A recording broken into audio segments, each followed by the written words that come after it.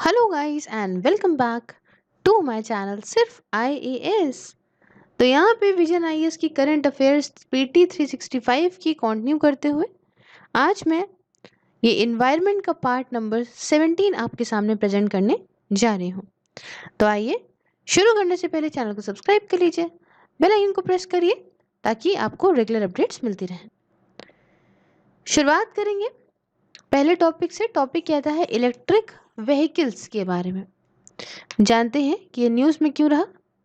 देखिए, सरकार यहाँ प्लान कर रही है कि एटलीस्ट एक तो इलेक्ट्रिक व्हीकल चार्जिंग कायोस्क बनाया ही जाए एट अराउंड 69,000 पेट्रोल पंप जो हमारे देश के अंदर हैं, ताकि लोगों को यहाँ पे बढ़ावा दें कि आप यहाँ पे इलेक्ट्रिक मोबिलिटी की तरफ बढ़िए, इलेक्ट्रिक जो व्हीकल्स हैं उनको परचेज करिए। तो आप कहेंगे कि मैम अभी तक सरकार ने क्या कदम उठाए हैं इलेक्ट्रिक व्हीकल्स को प्रमोट करने के लिए। तो आजकल आप देख रहे हैं जोरों शोरों में चल रही है इसकी चर्चा। जैसे जीएसटी को यहाँ पे 5% कर दिया गया है इलेक्ट्रिक व्हीकल्स के लिए। उसके साथ बैटरी की जो कॉस्ट है 2 और 3 व्हीलर वाले जो इलेक्ट्रिक व्हीकल्स हैं उनके लिए उन्हें व्हीकल की कॉस्ट से यहाँ पे डीलिंक कर दिया गया है। समझ लो नियरली 30% ये कॉस्ट का हो गया, तो ये फायदा है।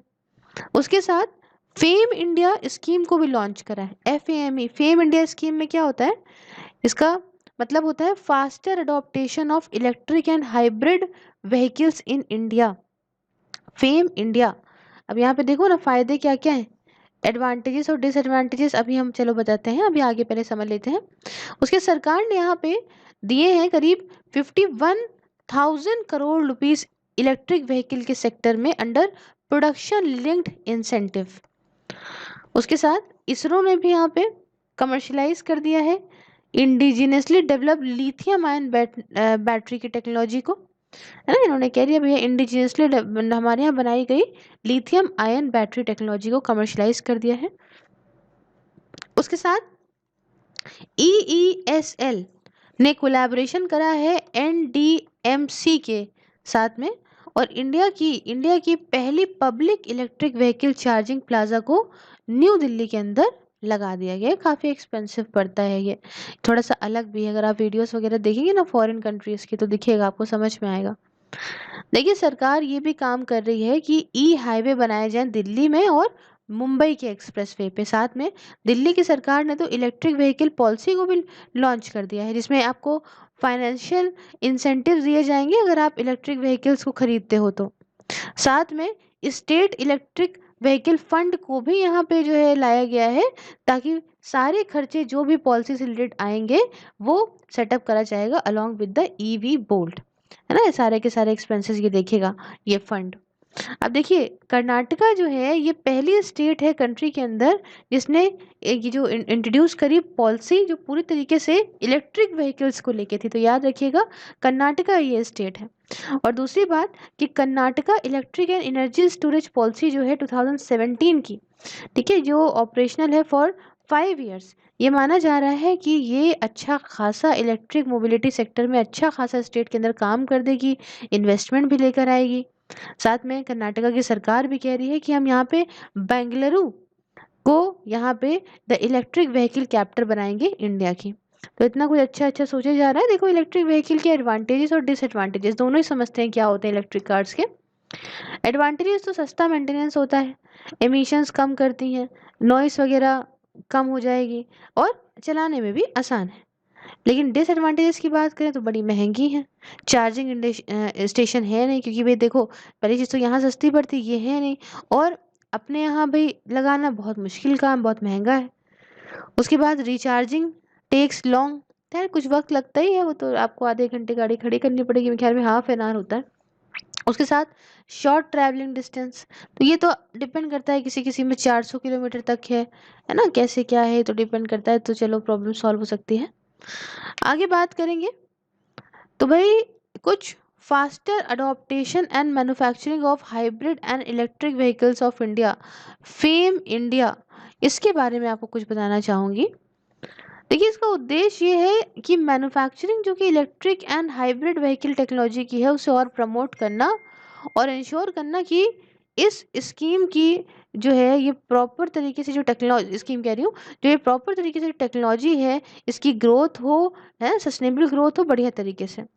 साथ में सरकार ने इसके लिए करीब 670 इलेक्ट्रिक बसेस को सैंक्शन करा है और 241 चार्जिंग स्टेशन को भी यहाँ पे अलग अलग स्टेट्स और यूटीज के अंदर सैंक्शन करा गया है under phase 2 of FAME India scheme. अब as a part of national electric mobility mission plan, जिसे हम लोग शॉर्ट फॉर्म में NEMMP कहेंगे 2020 का, इसके लिए देखिए बात करें तो डिपार्टमेंट ऑफ हेवी इंडस्ट्री ने यहाँ पे एक फेम इंडिया स्कीम को बनाया 2015 में, ठीक है।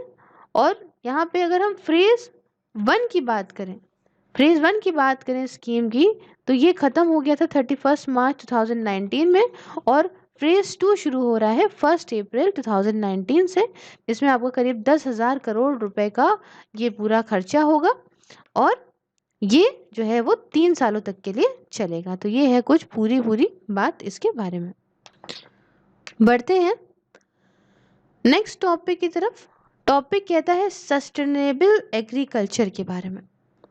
तो भाई मेन हेडिंग तो सस्टेनेबल एग्रीकल्चर है, उसके अंदर सब टॉपिक पहला कहता है ऑर्गेनिक फार्मिंग। तो न्यूज़ में क्यों है ऑर्गेनिक फार्मिंग, पहले समझिए। हुआ क्या है कि रिसेंटली इंडिया की रैंक आई है first in number of organic farmers as per the World of Organic Agriculture 2020 report.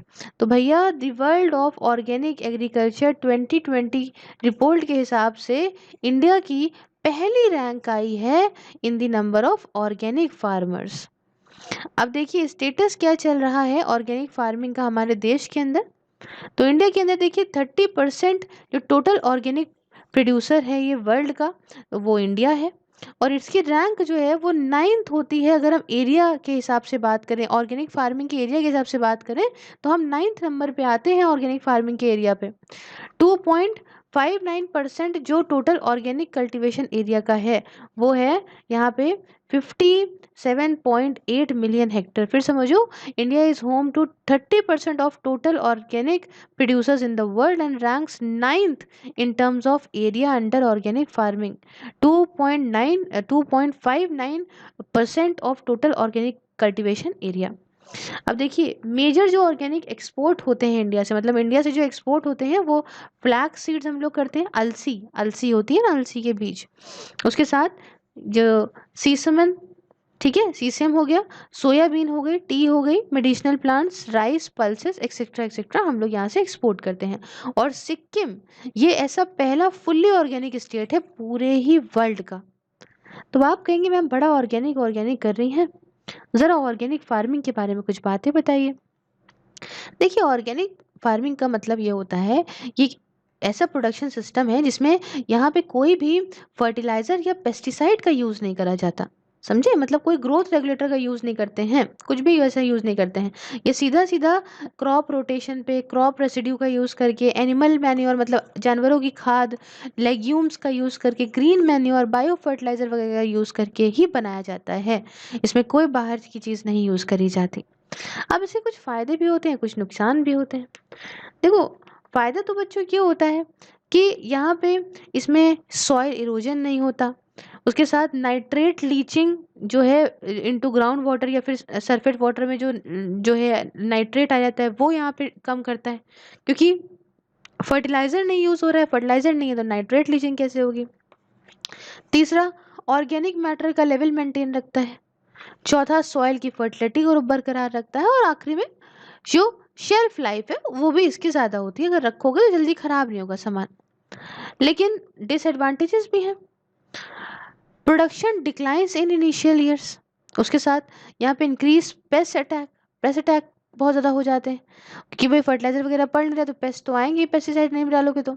उसके इनपुट कॉस्ट बहुत ज़्यादा हो जाती है, मार्केट काफ़ी लिमिटेड है, ज़्यादा लेबर इंटेंसिव है। तो ये सारी कुछ चीज़ें हैं इसके डिसएडवांटेजेस। अब देखिए ऑर्गेनिक फार्मिंग को अडॉप्ट करने के लिए क्या कदम उठाए गए। तो सबसे पहले जो उठाया गया नाम था परंपरागत कृषि विकास योजना। ये national mission of sustainable agriculture के अंडर था। इसका उद्देश्य ये था कि सस्टेनेबल मॉडल ऑर्गेनिक फार्मिंग का हम डेवलप करेंगे, बढ़िया मॉडल, सस्टेनेबल मॉडल। दूसरा क्या था, mission organic value chain development, ये नॉर्थ ईस्ट रीजन के लिए, mission organic value chain development for north east region.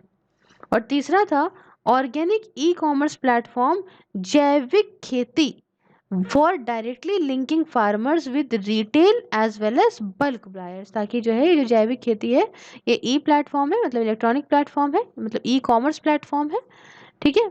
और इससे क्या है कि फार्मर सीधा सीधा जो है वो यहाँ पे सीधा कनेक्ट हो जाएंगे बल्क बायर से, काफ़ी बड़ी मात्रा में जो लोग इनको खरीद सकते हैं इनका प्रोड्यूस। तो ये कुछ कदम। उसके साथ अब नेक्स्ट टॉपिक की तरफ बढ़ेंगे। टॉपिक कहता है जीरो बजट नेचुरल फार्मिंग के बारे में। देखिए न्यूज़ में यूँ रही है क्योंकि एक रीसेंट स्टडी में देखने को मिला कि जो ज़ीरो बजट नेचुरल फार्मिंग है ये बहुत ही फ़ायदा देखी गई है आंध्रा के फार्मर्स को, ठीक है। तो अब जानते हैं क्या है कोर प्रिंसिपल, समझते हैं सबसे पहले ये ज़ीरो बजट जो नेचुरल फार्मिंग है इसके बारे में थोड़ा समझते हैं। प्रिंसिपल्स पे किस पे बेस होती है, एक है बीजम रुथम, इसमें क्या है कि microbial seed coating through cow urine and डंक बेस्ड फॉर्मुलेशन, तो मतलब यहाँ पे सीड कोटिंग होती है काउ के यूरिन से और डंक बेस्ड फॉर्मुलेशन से, तो ये हो जाएगी, ठीक है। दूसरा होता है समझ गए बीजम रुथम। उसके बाद जो सेकंड है वो फिर है जीवम रुथम, इसमें क्या होता है सॉइल का जो माइक्रोबायोम होता है उसे और बढ़ाते हैं, कैसे उसमें काउ डंक मिलाएंगे, है ना, खाद में काउ यूरिन मिलाएंगे, कोई दूसरे जो लोकल इंग्रेडिएंट्स हैं उसको मिलाएंगे, तो यही सॉइल बढ़िया हो गया। तीसरा आता है कवर क्रॉप्स एंड मल्चिंग, मतलब यहाँ पे है ground to be kept covered with crop and also crop residue, जो ये जो ग्राउंड है जो ये लैंड है इसको कवर करा जाएगा क्रॉप से और क्रॉप के रेसिड्यू से, मतलब बचा हुआ जो मैटर होता है उससे। और चौथा आता है वापसा, वापसा, इसमें क्या है कि फटाफट से जो fast buildup of soil humus through यही आपका जो है zero budget natural farming leads soil aeration, तो भैया जल्दी जो है ह्यूमस वापस इसमें आ जाता है इस टेक्निक की वजह से, है ना, इस फार्मिंग की वजह से, तो सॉइल भी खराब नहीं होता, सॉइल भी बढ़िया चलता है, समझे। तो ये कुछ कोर प्रिंसिपल है जीरो बजट वाली नेचुरल फार्मिंग के। तो अब बात आती है कि ये न्यूज़ में क्यों रही है बात, है ना, तो न्यूज़ में और बात जानते हैं न्यूज़ में क्यों रही है, तो समझा कि अबाउट द न्यूज़ जानते हैं। देखो ये देखने को ये मिला, एक स्टडी हुई उसने यहाँ पे जीरो बजट नेचुरल फार्मिंग को कंपेयर किया non zero budget natural farming T technique से। क्रॉप के अंदर जैसे कुछ क्रॉप्स के अंदर किया कंपेयर, आपका जैसे पैडी के अंदर किया कंपेयर, साथ में ग्राउंडनट के अंदर किया कंपेयर, है ना, और कई सारे और क्रॉप्स के साथ किया। इसने यहाँ पे इसको कुछ 6 में पैरामीटर पे कंपेयर करा। पहला आपका वाटर देख के, दूसरा इलेक्ट्रिसिटी, तीसरा एनर्जी का कंजम्पशन कैसा है, चौथा ग्रीन हाउस एमिशन कैसे हैं, पांचवा यील्ड और छठा नेट रेवेन्यू कैसा है। तो इन सब पे इसने कंपेयर करा और देखा कि जीरो बजट नेचुरल फार्मिंग जो है वो पानी को भी यहाँ बचाती है पर एकड़ पर पैडी क्रॉपिंग पीरियड में। दूसरी बात इलेक्ट्रिसिटी का कंजम्पशन जो कि फार्म का है वो ग्राउंड वाटर पे जो रिलाय करता है इलेक्ट्रिसिटी का कंजम्पशन ये भी कम हुआ। उसके साथ फिर ये देखा कि ये जो जीरो बजट नेचुरल फार्मिंग है ये माइक्रोबियल एक्टिविटी को रोकती है और मीथेन के एमिशन को कम करती है बाय 88%। देखिए स्टडी ने कुछ ऑब्जर्व नहीं करा कि आखिर इसका क्रॉप की यील्ड पे क्या इम्पैक्ट पड़ता है, ये सब तो नहीं देखा। अब बात आती है कि ये जीरो बजट नेचुरल फार्मिंग जो इतनी फेमस हो गई है ये आखिरकार है क्या, इसके बारे में थोड़ा सा समझा जाए। देखिए ऐसा तरीका है, एक ऐसा मेथड है ना केमिकल फ्री एग्रीकल्चर का जो हम पहले टाइम से लेकर आ रहे हैं, है ना, पहले ट्रेडिशनल इंडियन प्रैक्टिसेस से हमने लिया है और ये ओरिजिनली प्रमोट किया गया था महाराष्ट्रियन एग्रीकल्चरिस्ट जिनका नाम था सुभाष पालेकर, उनके द्वारा इसको इंट्रोड्यूस करा गया था यूनियन बजट 2019-20 में भी, है ना, 2019 से 20 वाले में भी। देखिए ये एक ऐसा तरीका होता है जिससे सॉइल एरेशन प्रमोट होगा, पानी भी कम लगेगा, इंटरक्रॉपिंग होगी, बर्न्स और टॉप सॉइल मल्चिंग होगी और ज़्यादा इरिगेशन का यूज़ ये मना करता है, डीप प्लॉइंग का यूज़ ये करने को मना करता है। देखिए बात ये थी कि जो मिस्टर पालेकर थे ये अगेंस्ट थे, खिलाफ थे इस वर्मी कंपोस्टिंग के। वर्मी कंपोस्टिंग में क्या होता है बच्चों, अर्थवॉर्म का यूज़ करते हैं to convert the organic waste into fertiliser. तो ये अगेंस्ट है इसके, और यही एक मेन स्टे था इस टिपिकल जो ऑर्गेनिक फार्मिंग होती थी उसका।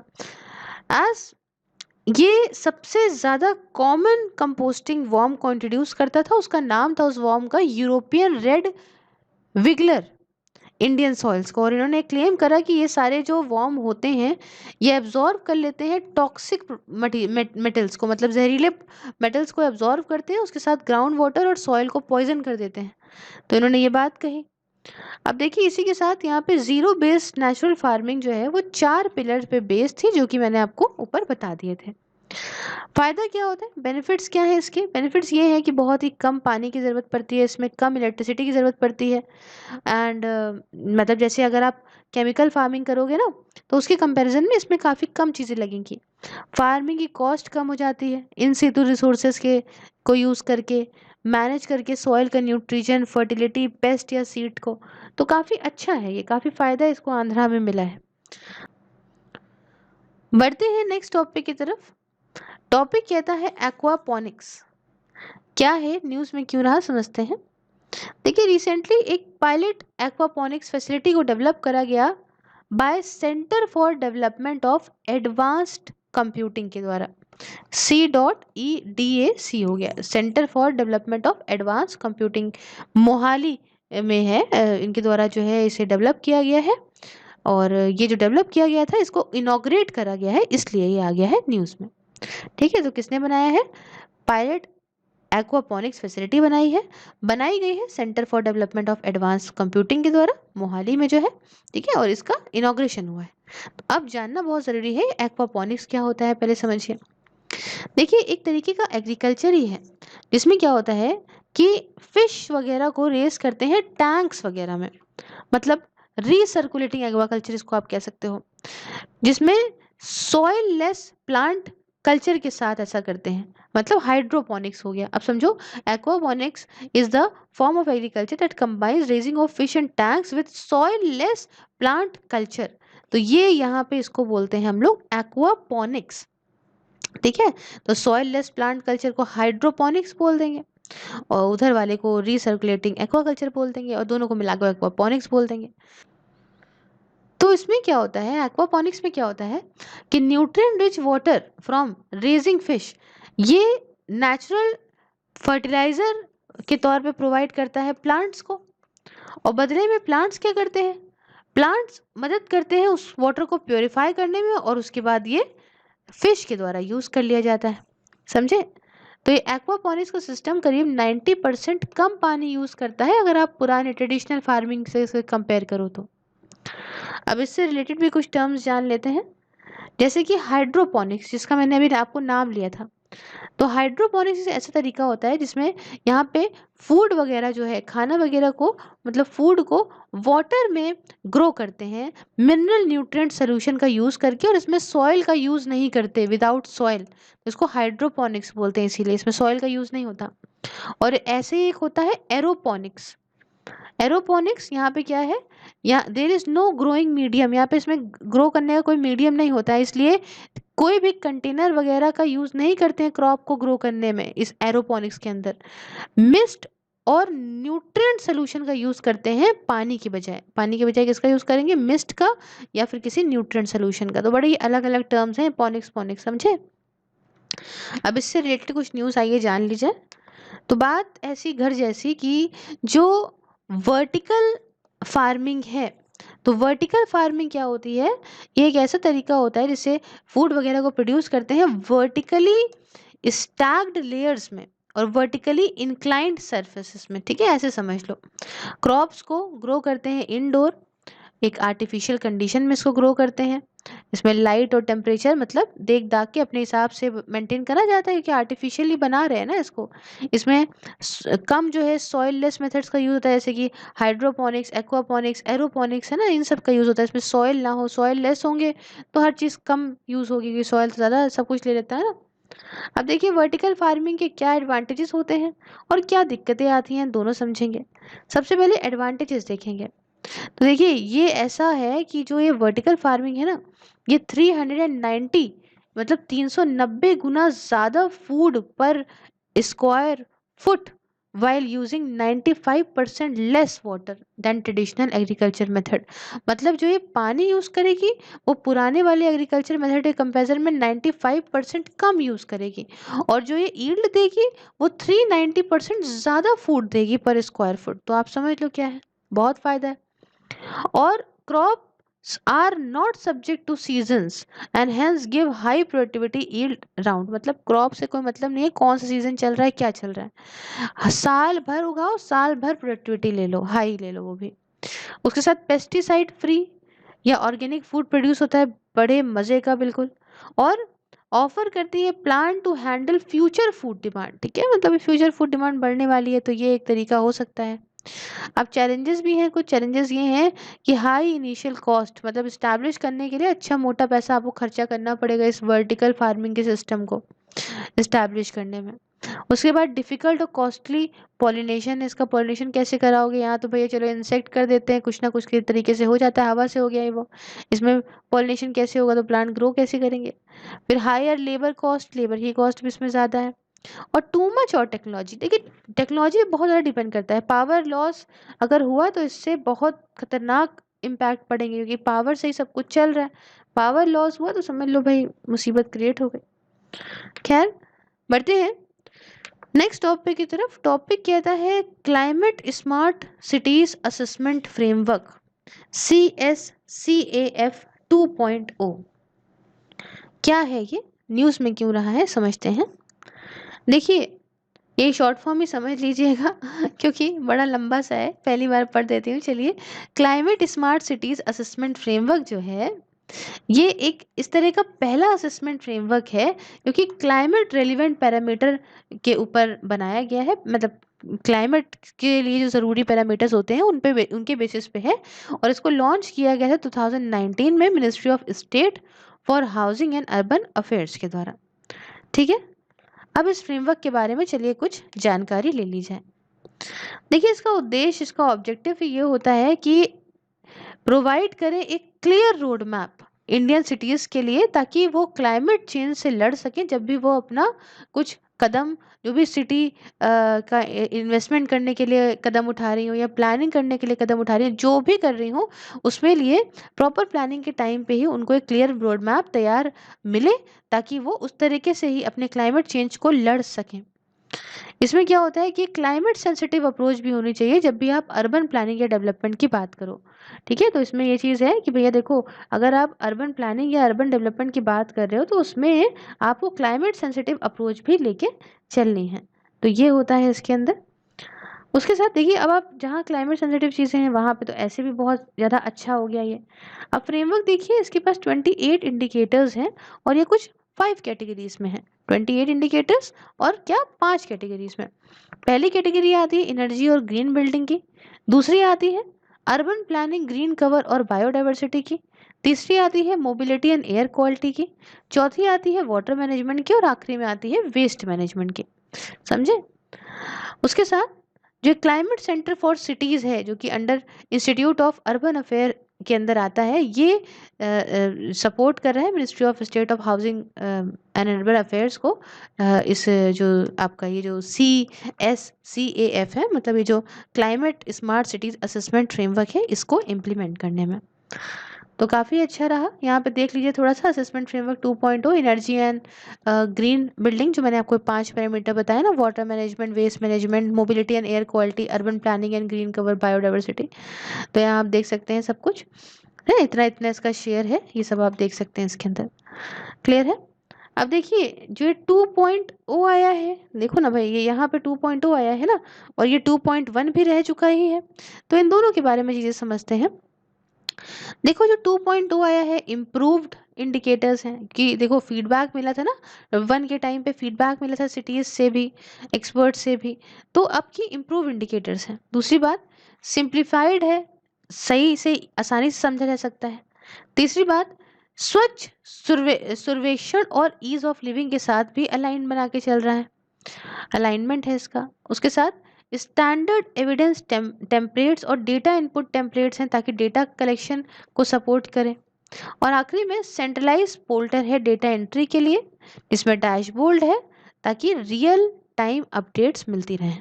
तो ये कुछ हमने बात करी, बहुत ही बढ़िया फ्रेमवर्क इसके बारे में। बढ़ते हैं आगे, और टॉपिक है ग्रीन बिल्डिंग्स का।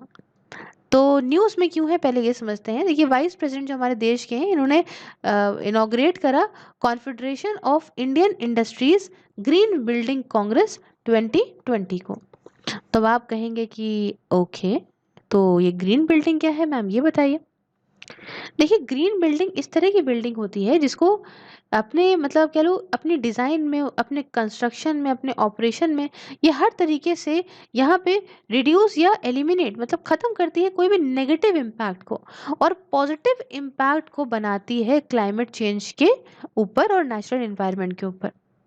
अब कुछ फीचर्स अगर मैं आपको बताऊं कि अगर आपको किसी बिल्डिंग को ग्रीन बनाना है तो आप कैसे बनाओगे। आप एफिशिएंट यूज़ होगा एनर्जी का, वाटर का और दूसरे रिसोर्स का उसके अंदर। दूसरी बात, रिन्यूएबल एनर्जी का यूज़ होगा, जैसे कि सोलर एनर्जी का यूज़ होगा उस बिल्डिंग के अंदर। इसके साथ पोल्यूशन और वेस्ट रिडक्शन मेजर्स भी उठाए जाएंगे, है ना, ताकि रीयूज़ करें उसी वेस्ट को, रिसाइकिल कर लें। उसके साथ मटेरियल्स जो नॉन टॉक्सिक होते हैं, जहरीले नहीं होते, सस्टेनेबल होते हैं, सिर्फ उनका यूज़ करा जाएगा। और यहाँ पे इन्वायरमेंट मतलब यहाँ इन्वायरमेंट इन डिज़ाइन, कंस्ट्रक्शन, ऑपरेशन वगैरह के टाइम पे आस ये सब चीज़ों को ध्यान में दिया जाएगा। अभी की बात बताऊँ तो इंडिया के पास करीब 7.61 बिलियन स्क्वायर फीट है ग्रीन बिल्डिंग का फुटप्रिंट जो इन्होंने निकाला है, और अमंग टॉप 5 कंट्रीज ये पूरी वर्ल्ड में आ गया। अच्छा खासा हमारे पास है, यहाँ पे देख लो ना, ये अच्छा खासा डिज़ाइन है, इंडोर इन्वायरमेंट क्वालिटी होगी, वाटर एफिशिएंसी है ना, सस्टेनेबल ग्रीन बिल्डिंग में देखो एनर्जी एफिशिएंसी है, इको फ्रेंडली मटेरियल यूज़ है, वेस्ट रिडक्शन है, तो काफ़ी बढ़िया चीज़ है ये। अब देखिए क्या स्टेप्स लिए हैं ग्रीन बिल्डिंग के प्रमोशन को लेके इंडिया के अंदर। तो आइए समझते हैं। सबसे पहला देखिए स्क्रीन के ऊपर, energy conservation building code ECBC launch किया गया 2017 में ब्यूरो ऑफ एनर्जी एफिशिएंसी के द्वारा। मेन ऑब्जेक्टिव ये है कि हम मिनिमम रिक्वायरमेंट रखें एनर्जी एफिशिएंट डिज़ाइन में और कंस्ट्रक्शन में बिल्डिंग्स का। जब हम बिल्डिंग का कंस्ट्रक्शन करें तो मिनिमम एनर्जी रिक्वायरमेंट देख के चलें, है ना, कम से कम। इसको रिवाइज करा गया 2017 में, और ये दिखाया कि भाई एनर्जी परफॉर्मेंस स्टैंडर्ड क्या है जो नई अब जो कमर्शियल बिल्डिंग्स बनाई जाएंगी इंडिया के अंदर। साथ में अडॉप्शन जो मतलब ये जो ECBC मतलब एनर्जी कंजर्वेशन बिल्डिंग कोड का जो अडॉप्शन है नई नई कमर्शियल बिल्डिंग कंस्ट्रक्शन के लिए पूरे देश में, ये माना जा रहा है कि 50% रिडक्शन कर देगा एनर्जी के यूज़ में 2030 तक। सेकेंड जो कदम उठाया गया, नाम है उसका इको निवास संहिता 2018। देखो ये एक एनर्जी कंजर्वेशन बिल्डिंग कोड है रेजिडेंशियल बिल्डिंग के लिए, और लॉन्च करा गया है मिनिस्ट्री ऑफ पावर के द्वारा। तीसरा बात आता है रेटिंग्स फॉर ग्रीन बिल्डिंग। देखिए यहाँ पे ब्यूरो ऑफ एनर्जी एफिशिएंसी ने डेवलप करा star rating programme commercial buildings के लिए, जो बिल्डिंग्स को 5 स्टार की स्केल पे जो है रेटिंग दे रहा था। किस बेसिस पे, उनकी जो एक्चुअल परफॉर्मेंस है एनर्जी के यूज को लेके, उस बेसिस पे। अब देखिए दो और अगर हम रेटिंग सिस्टम की बात करें जो ऑपरेट कर रहे हैं rating green buildings in India, उसमें अगर हम दो रेटिंग सिस्टम की बात करें तो पहला है आपका green rating for integrated habitat assessment, जिसे हम लोग शॉर्ट फॉर्म में ग्रीहा बोलते हैं। ठीक है, इसे जॉइंटली डेवलप करा है एनर्जी एंड रिसोर्स इंस्टीट्यूट के द्वारा। ठीक है, the energy and resource institute के द्वारा, और साथ में ministry of new and renewable energy के द्वारा। ये पूरा देखता है ना, एनवायरमेंटल परफॉर्मेंस देखता है, बिल्डिंग की पूरी तरीके से देखता है पूरे इसके इंटायर लाइफ साइकिल में, और देयर बाय इसमें एक डेफिनेटिव स्टैंडर्ड प्रोवाइड करता है कि आखिरकार क्या ग्रीन बिल्डिंग कैसे होगी, ग्रीन बिल्डिंग क्या कॉन्स्टिट्यूट करती है, पूरा बताएगा। ठीक है, कि ये फ्रेमवर्क है भैया, ये अगर है तो ये ग्रीन बिल्डिंग है। और दूसरा है जो रेटिंग वाला, वो है leadership in energy and environmental design, जिसे हम लोग लीड बोलेंगे। ठीक है, ये एक इंटरनेशनल रिकॉग्नाइज सर्टिफिकेशन सिस्टम है ग्रीन बिल्डिंग्स के लिए, और डेवलप करा गया है United state green building council के द्वारा। अब तीसरा आता है इंडियन ग्रीन बिल्डिंग काउंसिल। ये क्या है, ये देखिए पार्ट है कन्फेडरेशन ऑफ इंडियन इंडस्ट्री मतलब CII का, जिसे 2001 में बनाया गया था, और कुछ सर्विसेज देता है कि आप किस तरीके से नई ग्रीन बिल्डिंग रेटिंग प्रोग्राम्स बनाओगे, साथ में सर्टिफिकेशन सर्विसेज कैसे करोगे और ग्रीन बिल्डिंग ट्रेनिंग प्रोग्राम्स कैसे होंगे, क्या होंगे, ये सब ये करता है, बताता है। अब साथ में देखिए कोई दूसरे भी इनिशिएटिव्स जो कि सस्टेनेबल हैबिटेट से रिलेटेड है, समझते हैं। पहला है स्ट्रीट्स फॉर पीपल चैलेंज। तो ये इनिशिएटिव स्मार्ट सिटीज मिशन का है। इसका उद्देश्य ये है कि सिटीज को इंस्पायर करना कि आप वॉकिंग फ्रेंडली बनाइए, चीज़ों को वाइब्रेंट स्ट्रीट करिए अपने क्विक इनोवेटिव और लो कॉस्ट मेजर्स से। मतलब ऐसा नहीं है बहुत पैसा लग गया, अरे अब तो फुटपाथ बना देंगे तो बहुत पैसा लगेगा, ऐसा नहीं करना है। फटाफट से कुछ सोचिए और करिए। चैलेंज में ये क्या है कि हर एक सिटी यहाँ पे टेस्ट करे एटलीस्ट एक फ्लैगशिप वॉकिंग प्रोजेक्ट को, और लाइवेबिलिटी जो है वो यहाँ पे अच्छी करे इन वन नेबरहुड। स्ट्रीट जिनमें अच्छी खासी ऐसी स्ट्रीट्स, ऐसी सड़कें जहाँ पे ज़्यादा हाई मतलब हाई फुट फॉल जोन होती हैं, इनको माना जाता है कि ये काफ़ी अच्छी लोकेशन है इस फ्लैगशिप प्रोजेक्ट के लिए। और देखिए फिट इंडिया मिशन, उसके साथ Indian program of institute for transport development and policy, इन दोनों ने मिलकर यहाँ पे पार्टनरशिप करी है स्मार्ट सिटीज मिशन के साथ में इस चैलेंज को सपोर्ट करने के लिए। किस चैलेंज को? स्ट्रीट फॉर पीपल चैलेंज को। नेक्स्ट आता है G20 global smart cities alliance. देखिए कुछ 4 इंडियन सिटीज, इसमें एक है इंदौर, दूसरी है बैंगलोर, तीसरी है हैदराबाद और चौथी है फरीदाबाद। इन 4 इंडियन सिटीज जो है इनको फीचर करा गया है लिस्ट में 36 सिटीज के पूरे ही 22 कंट्रीज में से, to pioneer a new road map. किस लिए? एक नए रोड मैप को आप लेकर आइए स्मार्ट सिटीज के लिए as a part of G20 global smart cities alliance. अब देखो G20 global smart cities alliance को स्टैब्लिश करा गया था जून 2019 में, और इस्टेब्लिशेस और एडवांसेस ग्लोबल पॉलिसी नॉर्म्स। क्या करता है? ग्लोबल पॉलिसी नॉर्म को और एडवांस बनाता है ताकि यहाँ पे जो अच्छी से अच्छी प्रैक्टिसेस हो सकें, जो पोटेंशियल रिस्क है वो यहाँ पे कम हो सके, और साथ में ओपननेस और ज़्यादा बढ़े, पब्लिक का ट्रस्ट और ज़्यादा बढ़े। साथ में world economic forum, international organisation for public private cooperation वगैरह जो है, ये दोनों के दोनों सर्व कर रहे हैं सेक्रेटेरिएट के तौर पे इस अलायंस के।